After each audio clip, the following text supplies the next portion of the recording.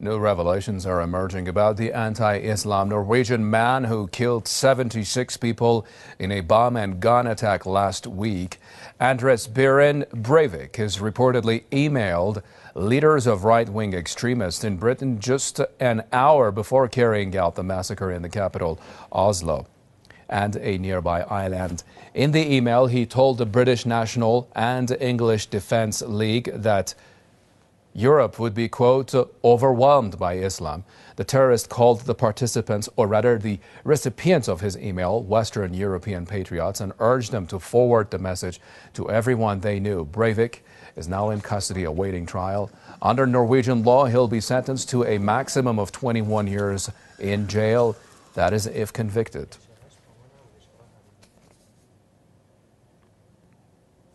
To discuss this a little bit further, let's bring in Mr. Peter Ayer.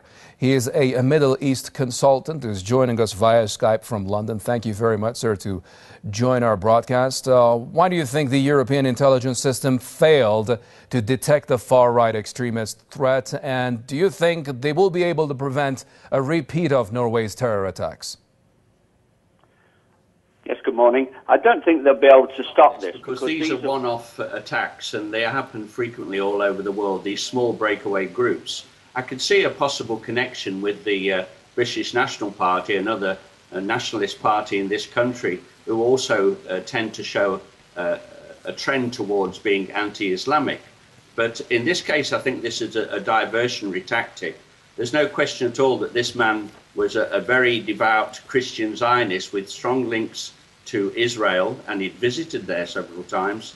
And I think also that he was a Freemason, which puts him in line with what we call the New World Order. So there's a very strong Zionist lead there, and these are fragmented groups. They're quite small.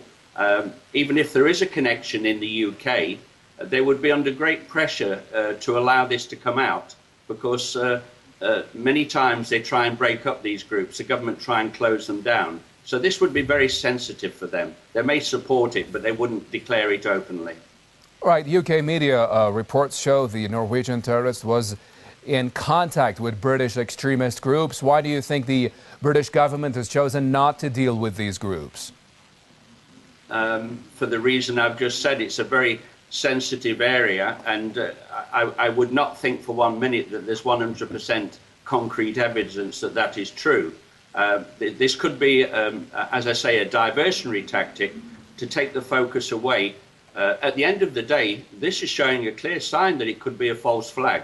There's so many incidents that took place prior to this event and during the event that really do not make sense. And we see this many times in other false flag. I'm not saying 100% it was a false flag, but it's certainly showing a sign of being an inside job with Zionist interference. Middle East consultant in London, Peter Ayer. Thank you.